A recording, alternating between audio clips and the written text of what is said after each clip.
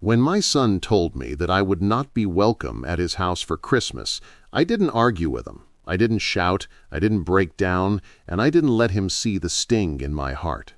I just smiled, quietly nodded, and walked out the door. He thought that was the end of it, that I'd shuffle off into the night like an unwanted burden, licking my wounds and letting his words be the final nail in the coffin of our relationship.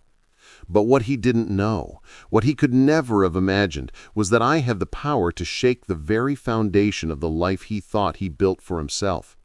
And by the time the new year rolled around, I had already made one call, just one, and everything began to unravel. This is the story of how a son's arrogance turned into his downfall, and how I made sure justice was served, piece by piece, until there was nothing left for him to stand on. I wasn't always the kind of man who thought about revenge. I spent most of my life sacrificing for my family, building something out of nothing. I grew up poor, dirt under the fingernails kind of poor, the kind where every coin had to be stretched and every meal was a question mark. I worked my way out of that hole with sweat and grit, not luck, not handouts. By the time I was 30, I had saved enough to start a small business. It wasn't glamorous, just a contracting firm, but I was good at what I did. Reliable, honest. People trusted me. That trust built the roof over my family's head, paid for my son's education, and eventually gave him a life most people only dream of. And my son, God, did I love that boy. From the moment I first held him in the hospital, I promised myself that he would never have to feel the gnawing hunger I once knew. I promised he would have everything I never did, and I kept that promise. I worked long nights, skipped vacations, poured every bit of myself into making sure he had the best schools, the nicest clothes, and eventually, when he grew older, the down payment for the house he and his new wife wanted so badly. I co-signed that mortgage, made sure the interest rate was so low it was practically free. I was proud to do it. A father's job, I thought. But something changed when he got married. At first, it was subtle. A little distance, fewer phone calls, less time spent together. I thought maybe that was just marriage, carving out space as two people started their life together. But then the tone shifted. His wife, she never liked me. I could feel it in the way she'd look at me when I stopped by, the way she rolled her eyes at my old-fashioned jokes, the way she seemed embarrassed by me. I was a reminder, I suppose, of where my son came from, of the man who still had his name tied to their house, their car, and even a small business loan he had needed when his career wasn't taking off as quickly as he'd hoped. She didn't want me around because she wanted to believe they had done it all themselves. That's the cruel part about giving people everything. They start to believe you gave them nothing. The disrespect grew, drip by drip. I would show up at family dinners and find my chair already occupied, as if my presence wasn't expected. She'd talk over me when I tried to share a story. My son would laugh along with her, brushing off the way she dismissed me. And then came the exclusions. First, a birthday I wasn't invited to. Then Thanksgiving. Then, finally, Christmas.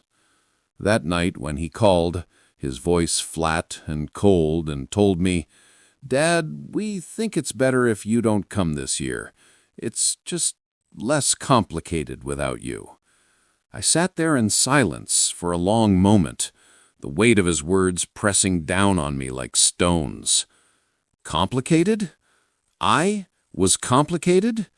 After all I had given, after all I had carried for him, I was now an inconvenience to his perfect little family image? I wanted to shout, to demand answers, to ask if he even remembered who kept his life afloat. But I didn't. I just said, "All right, son, if that's what you want." And then I smiled, because in that moment, something inside me shifted, something hardened. Would you have swallowed that humiliation and walked away? Or would you have fought back? I got in my car that night and started driving. The road blurred under my headlights, mile after mile, as I thought about the decades I had spent breaking my back for him. I thought about the Christmas mornings when I worked double shifts just so he could have the bike he wanted.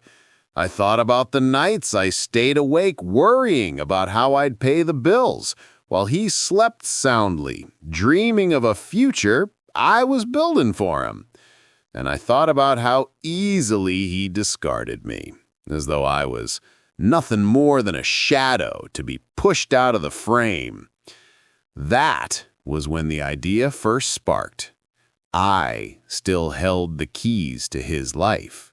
He thought he was independent, free of me, untouchable, but he had no idea just how many strings were still tied to my hands.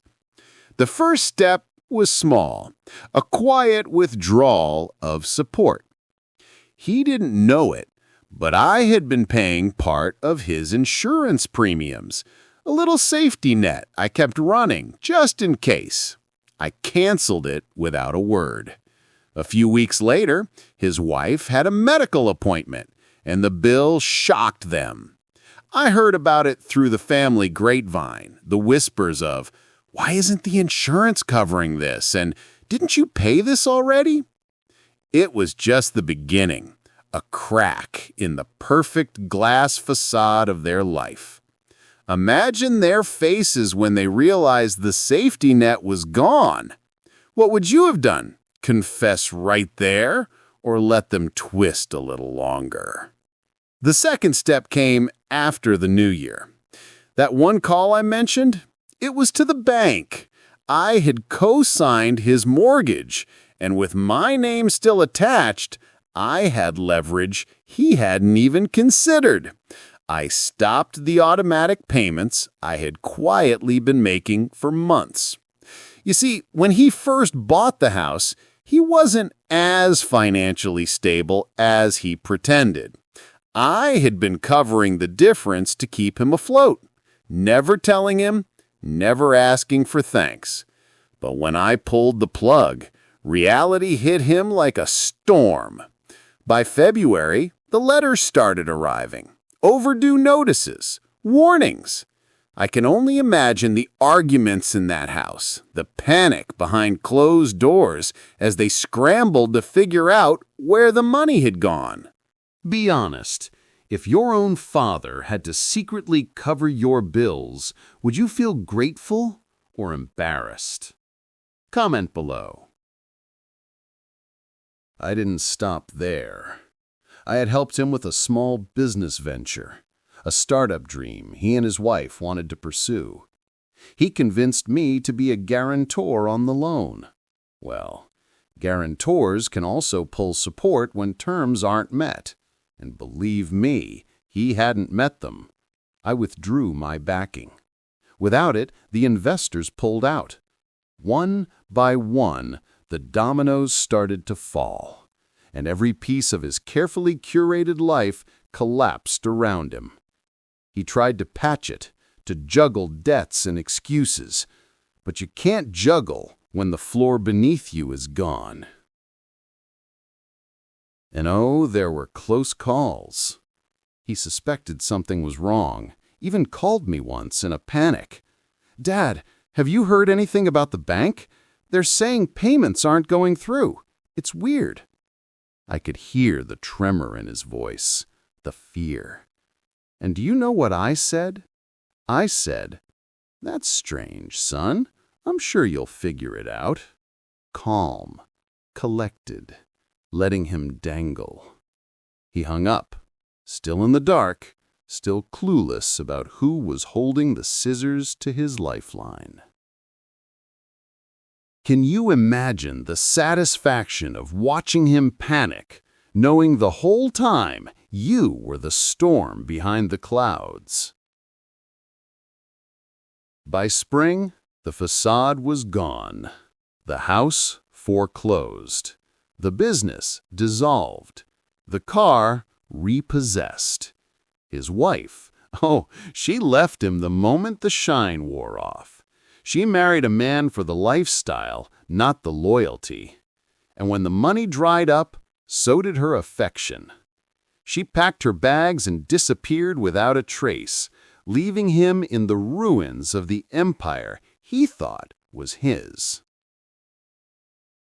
I heard from a mutual friend that he tried to call me, begged even, but I didn't answer.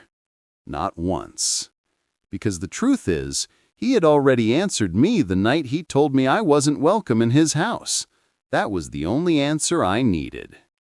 I never gloated, never showed up to laugh in his face. Revenge, I learned, doesn't always have to be loud. Sometimes the sweetest justice is silence. Watching from a distance as someone finally realizes the value of what they had, and how quickly it can be taken away when they spit on the hand that gave it to them. Would you have answered his call, or let him drown in his own choices? My son thought I was powerless, that I was just an old man to be dismissed. But he learned the hardest way possible that respect isn't optional, and gratitude isn't a favor. It's a debt you owe to the people who lifted you up.